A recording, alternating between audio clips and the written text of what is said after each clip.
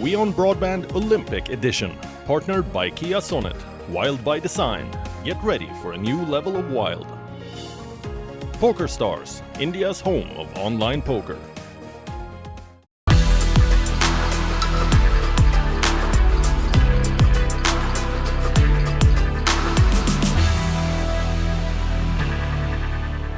This is the WION Broadband Olympic Edition with me, Digvijay Singh Deo, and today on the show, Sporting Royalty. Now, over the course of the series, we are looking at Indian sports' greatest moments at the Olympics. But none can be greater than what happened on the 11th of August, 2008. Abhinav Bindra, India's only individual Olympic medalist, joins me now from Chandigarh. Abhinav, at that point of time in 2008, the headlines were that you were 1 in a billion, but now, 12 years later, you are still 1 in a billion and 300 million. And as you told PV Sindhu on Twitter ahead of a final in Rio, it's very lonely at the top. You know, as a sports fan, that's pretty much my involvement in sport now. I'm just a fan. I would love to see more Indians going out and winning gold medals in Tokyo. Hopefully, they will be held next year, and we will have a good amount of success. Of course, there is potential. I think there is more and more potential. We go into an Olympic Games with a bigger number of athletes who have a realistic shot at winning medals. And, you know, when you have a realistic shot of winning medals, then, you know, gold, silver, bronze, you know, anything can happen. It's really dependent on that day. Abhinav, I'm going to ask you a very silly question, but it's important to ask you that question because a lot of people do not follow sport as minutely as you and I do. Why is it so damn difficult to stand on the top spot of that Olympic podium? Well, I think the biggest challenge with an Olympic Games is that it, of course, comes so infrequently. If you have an event which comes in once in 4 years, and you have a tremendous amount of athletes from all across the world. The universality of an Olympic Games is tremendous. You have participation from 206 national Olympic committees, and you know, the competition is really tough, and you have to bring in more than your A game to the fold on that particular given moment in time, and hope that your A plus game is good enough and better than everybody else's. So I think chasing an Olympic gold medal, I think, of course, you know, requires all the hard work, requires all that planning. But I think we cannot forget the scientific approach that is needed to pursue an Olympic gold medal. I think science is something which is something that we are, as a nation, yet to embrace fully, whereas the West really plays a lot of emphasis on the last 1%. And I think that is when we will start to replicate and bring in those systems back home in India, I think is when we will see more success coming to our fold. Yes, and I remember you once telling me, Abhinav, that to win at the Olympics or at the highest level, you have to be perfect on what can be an imperfect day. But I think the last 12 years, Abhinav, have also shown why winning an Olympic gold is the sort of Mount Everest in terms of Indian sport. Because I remember when you won your gold in Beijing, and I used to have a lot of conversations with people around me telling them why it wasn't just about getting 10 shots right in the final. That seems to be the perception, isn't it? And that culture sort of slowly changing in India. But till that point of time, that was how it was looked at. Oh, no, I think, firstly, a competition at an Olympics is at that time, you know, you have 60 qualification shots and the 10 shots in the final. And, you know, it's 70 competitions that you have to compete in. It's not just 10 shots. Of course, if it was that easy, we would have had more success. I would even imagine you giving it a shot and maybe coming up trumps. But frankly speaking, it takes a lot out of you. I think it's the competition, especially in a sport like shooting, is so unforgiving. You really just don't have much of a chance to make too many errors because, you know, the competition will just eat you up. You have to find that perfection, and you have to find that perfection in chaos. And competing at an Olympics is sometimes chaos. It is chaotic mentally, it is chaotic physically, and you have to find that calm in that chaos. So it requires special abilities, and it is certainly a very, very draining experience competing at the highest level at an Olympic Games. it requires a lot out of you. You have to get to the minus part of your Duracell battery if you are expecting to come out on the winning side. Over the course of your career, you competed in 5 Olympic Games. You reached the Olympic final in 3 of them. You came 7th in one, you came 4th in one, and then you won, obviously, the gold in Beijing. And I think that's the gold sort of overshadows the longevity of your career in an extremely fickle event, and one which is perhaps as needs the athlete to be as perfect as possible. You think that that's something you are immensely proud of, the fact that you could compete at the highest level for 16 years, especially at the Olympic Games? Because I was also an aging athlete. The sport of air rifle shooting is becoming younger and younger by the day, and you have young athletes dominating the sport. But at the age of 35 or 36, whatever I was in Rio, I was able to be amongst the best, and I think that gave me an immense amount of pride. I think each Olympic each Olympic pursuit for me was special. Starting out from Sydney as a young 17-year-old, finishing 10th or 11th at the Olympics, just missing out in the final by 1 point, which was something which gave me a certain amount of belief that yes, I can achieve success, and that I can achieve success at the Olympic Games and at that Olympic level, and that I have what it takes to perform on that stage. So that was a very important sorry. That was a very important Olympic experience. Of course, the experience in Athens was interesting. I was probably in the best shape of my life in Athens, but ended up not winning a medal.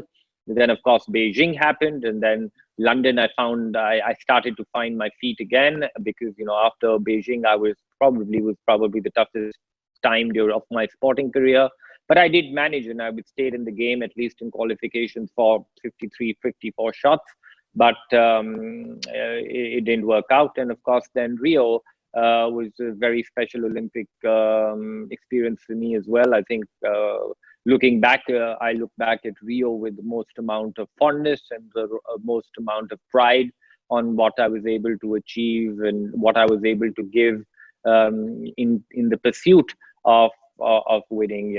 Looking back at my career, I look back at it dispassionately now that I've exited my investment of sorts, and I look back at it. I look back at my journey, what I had, and that to me is more important than a few medals hanging on in one of the walls of my house.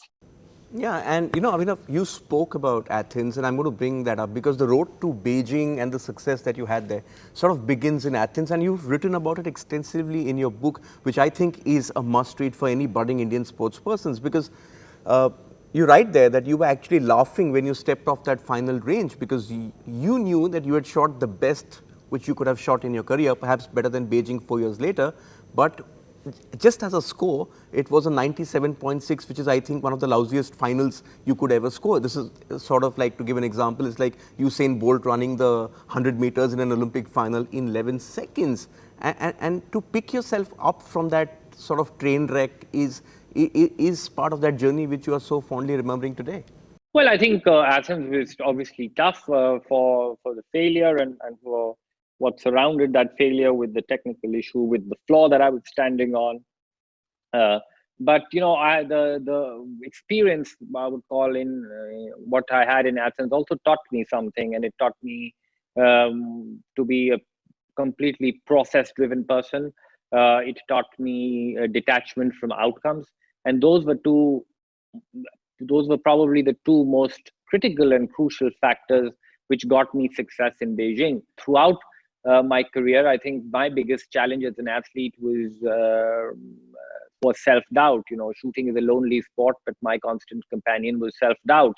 And after a certain time, I stopped chasing self-belief and confidence, and I started chasing self-respect. And just my preparations for Beijing and how I pursued the whole journey every single day with an immense amount of honesty and hard work, I gained my self-respect even before the first shot was fired in Beijing. I was a winner in my own eyes. While you and Suma Shirur were Olympic finalists at Athens, Indian shooting sort of exploded at the biggest stage possible, with Rajyavardhan Rathore winning a silver medal in double trap.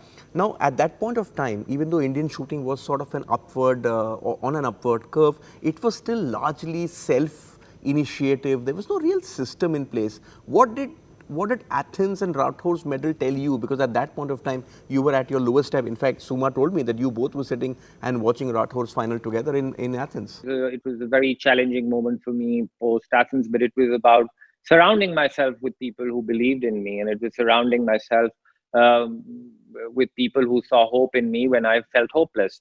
And immediately after the final in Athens, I was feeling hopeless. And 5 minutes later, after this Athens final, I met my mother, and what my mother told me was that the most you could win today was silver or bronze, but you are the one who's going to go out there and win a gold medal at the Olympics. So that was just the environment that I was living in, with the support that my family had, the belief that my family had in me, and also I think one of the reasons of whatever little success I had was my ability to build a team around me, which was extremely positive.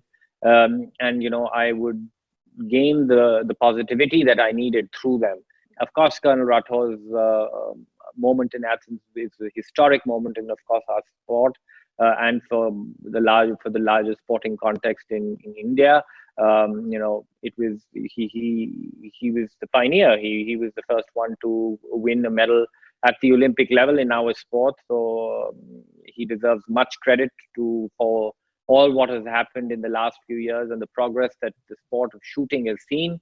And of course, as any other athlete, I was motivated by what he had done. He won a silver medal at the Olympics, and now I had to win gold. Yes, and you went on and did that. But before that happened, is another significant milestone in this journey to the Olympic gold. And by this time in 2006, Abhinav, your back was starting to really give you a lot of trouble, but you sort of pushed it behind and won that World Championship gold in Zagreb.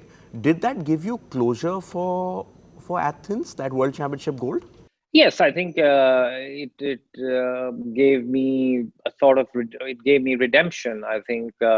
I was, of course, internally, I was somebody who was very proud of what I achieved in Athens. But, as I would say, talent is just an opinion. And, as an athlete, we have to prove it to everybody else that talent, even if it exists or not. So for me, it was about also external validation, and it was certainly redemption. It was right after Athens, my next goal was to try and attack the World Championships, and it gave me an immense amount of joy to be able to do that. It gave me immense amount of pride, and it was certainly closure to the experience in Athens. I remember having made the final in Zagreb in place 3, which was exactly the same point which I was in Athens. So the first thing that crossed my mind was, oh no, I'm on place 3 again, going into the final. But I was able to pull through, and I had prepared really well for the World Championships, and I had a certain amount of quiet security going into the World Championships, because the journey that I had going into the World Championships in Zagreb was very interesting, because I also went into great degree of preparation for the actual competition, and to be able to succeed. And it was my first real medal at the highest level. Looking back at my sport, I consider the Olympic Games and World Championships as the 2 benchmarks. And for being able to achieve that victory on that particular day was immensely satisfying. Your main rival at Beijing, Abhinav, was going to be this local Chinese hope. He was the poster boy, wasn't he, Zhu Qinan? But an interesting story around these Olympic Games was the fact that you actually won the gold at Beijing using Chinese pellets. And the Chinese didn't want to help you out because you were a rival, but you and your team somehow managed to hoodwink all of them, and you actually won the gold with that. That's an interesting side from that campaign.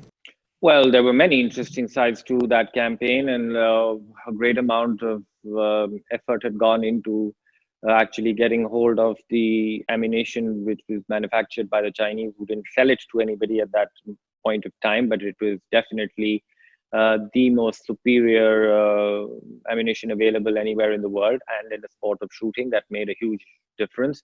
So I was able to organize it through some contacts in Hong Kong and almost smuggle it back into India. So I had to become a smuggler of sorts as well to in this sort of in my Olympic campaign. But I think there were many interesting things that I did. I remember once interesting thing. You know, you were there in Beijing, and the Beijing final hall was a pretty massive space.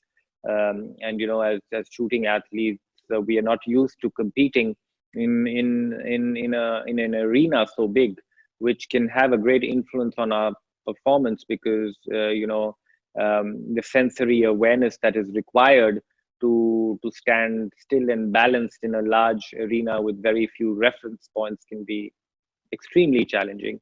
So in preparation for Beijing, I remember having hired a marriage hall down the road from my house and converted that into a shooting range and trained for it. So there were many things that I did. I mapped my brain. I imported yak milk because it was supposed to be good for concentration. I meditated in samadhi tanks. I trained on unstable surfaces because of the Athens experience. There were tons and tons of things that I went into to try and achieve that 1% edge, and at least having that satisfaction in my mind going into the Olympics that I have actually done everything humanly possible to be best prepared and enhance my chances of doing the best that I can on that particular day. And that gave me a lot of security, and that was the reason, I talked about self-respect and this whole process and this whole journey going into Beijing and going into great lengths and focusing on the small details was, I think, very critical in my whole experience there. Yes, and all those small details sort of came together, didn't it? Because you qualified for the final with a score of 596, and Zhu was 1 point ahead, and Henry Hakkinen of Finland, I think, was at 598, 2 points ahead. And that's a significant gap in a sport like air rifle. But Abhinav, you also had issues in your sighting series. I remember when you shot your first shot, I looked at Anjali Bhagwat, who was sitting next to me, and she told me his sight is off. But those frantic 6-7 minutes of trying to get it right, that sort of helped you overcome that nervousness perhaps of the Olympic final, didn't it? Well, it was a great shock. There's no question of overcoming nervousness of an Olympic final. That is a dream that you're talking about. That will never happen. No, I think it was an immense amount of shock for me. But again, this was something that I had even trained for. I remember going into the Beijing Olympics. I was training in Germany, and my coach Heinz and Gabby had 1 or 2 days, 1 or 2 times simulated a scenario where the sights were off. Of course, they hadn't simulated it to that degree where they would be so off, where my first shot was a 3 or a 4, but it was something that I had trained for. And I thought back to that experience, and I thought back to try and fix the problem, and it was the final in Beijing was incredible. I think it was the 10 best shots that I've ever shot in my life. It was fantastic, and it was under the most amount of duress that I could ever imaginably ever think of. Hang on, Abhinav, hang on. I just want to interrupt you. First, I said at the beginning, and pun intended, that for someone who got those 10 shots right, what do you remember of those 10 shots? Well, what I remember of those 10 shots was that I was totally detached from the outcome. My goal was to shoot the 10 best shots of my life, one shot at a time. I was totally immersed into the process of performing and executing my skill. I was not thinking about executing my skill. All my energies were used to actually execute the skill. So I was not thinking about it. I was really doing it. And it was all about remaining in the process. My goal was to shoot the 10 best shots of my life. And My goal was not to win the gold medal. My goal was the 10 best shots of my life, one shot at a time. Totally detached from the outcome, totally immersed in the moment, wasn't thinking behind, wasn't thinking ahead, but was just really, really immersed in the moment. And I think that that is the sort of mindset that you do require in an Olympic final, and you have to achieve that sort of a mindset in an Olympic final if you want to go all the way. Okay, last shot, 10.8. That's as close to perfection as possible. Gold, goodbye Indian sport as we knew it. You know, even when you were still trying to get to grips, and I remember Gabby hugging you, your coach, and making you see that you've come first. The sort of everything changed in that one moment for Indian sport. All the cynicism out of the window, better training facilities for athletes. At times, we can't put a figure, Abhinav, on just what those 10 shots did for Indian sport. Well, again, I would, yeah, okay, it is, you are again focused on those 10 shots, but I think there was more to the whole thing than those 10 shots. But of course, the gold medal at Beijing did have a certain impact on Indian sport. And I think for me, looking back, I think the greatest amount of satisfaction that I get from my career and that achievement is the belief that it instilled in a new generation of Indian athletes. You know, from one day to the other, everybody was aiming higher. Everybody wanted to win a gold medal at the Olympics. They were just not satisfied with silver or bronze. It was about going all the way and having that inherent belief that they would be able to do that. So for me, that is the biggest thing that was the greatest impact that I see that the achievement created. One of my favorite moments in Indian sport, in my sporting career, came when I was shooting a shooting trial, not soon after, but a year or two after the Beijing Olympics. And I was shooting this trial in Delhi, and there was a young 12 or 13-year-old boy who was allotted the lane next to me. So, it was an early morning competition. So, I went onto my lane. I said, "Hi, good morning," to the little boy. And you know what the little boy told me? He told me that, I know who you are. I know what you won, but I don't care. And I'm going to go out there and beat you today. So, that to me was my favorite moment in my whole sporting career, because I could see that there was a new generation of athletes out there who suddenly had a lot of belief. For them, reputations didn't matter. It was just they wanted to do it, go out there and win it for themselves, and had that belief that they would be able to do that. And just for everybody's information, I did win that shooting trial.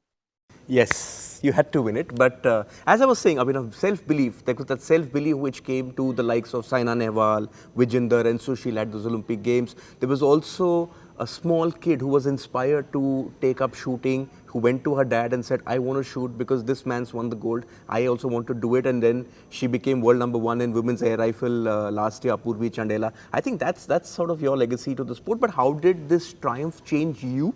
Well, I think, of course, this was one of the greatest moments of my own sporting career, and it was the greatest thrill of my life to have achieved what I had set out to do. It gave me an immense amount of fulfillment and satisfaction, but with success came a crisis.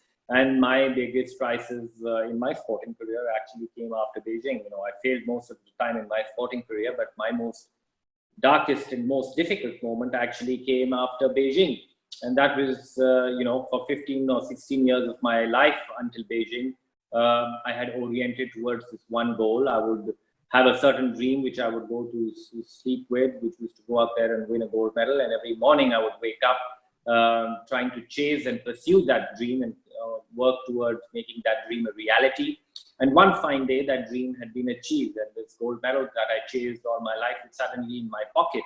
I was all dressed and I had nowhere to go. It was, the experience also created a great amount of void in my life, just to figure out what I wanted to do next. And it took me a year or two to actually find my feet again, to actually find my balance again, and actually continue to remain in the sport for the right reasons. And you know, it was a tremendously challenging time because I was also confused on what I wanted to do after my initial moments. You know, the first thing that I told Gabby that when I went and hugged her and that Beijing final hall was that I'm never going to shoot again. This is done. This has taken too much out of me. So, you know, there was a part of me which also wanted to give up after Beijing and move on in life. That was my initial reaction. But I was tremendously confused. So, you know, how I overcame this scenario was, you know, I went on a Vipassana meditation course for 10 days where I was in a silent retreat with the goal of finding my new calling. And I go on to this retreat and, you know, for 10 odd days, instead of meditating, which I was supposed to do, I thought back to nothing else but the sport of shooting. And that gave me a great insight into myself in a very deep level. And that was that I still love the sport. I still love the process of my sport. And I love the boring and the mundane, because chasing success is often about doing the boring and the mundane well. It's about going out and doing your best when there are no cameras and lights shining on you and nobody's watching. That's the work that you need to put in. Yes, and thankfully, you sort of, you know, still had much more shooting left in you, and you went back. Abhinav, you know, over the years, we've had lots of conversations, and I've always, you know, sort of maintained that each time I speak to you, I end up learning something new. So this conversation, similarly, is some new things to ponder upon. But I think, you know, when you look back at this journey which you've had at the very top of world sport, I think your legacy will be obviously the winning those medals at the World Championship and the Olympic Games, not necessarily in that order.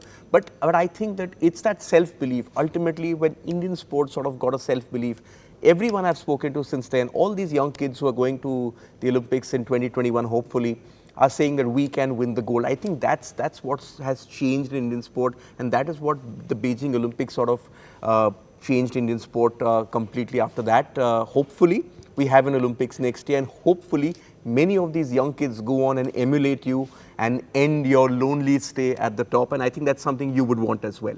Yes, and I think the greatest validation of your theory on my legacy will come when we have many athletes of ours winning those gold medals come Tokyo 2021. Okay, Abhinav Bindra, as always, a pleasure. Thank you so much for your time. And once this ends, hopefully see you soon. Thank you. Thank you.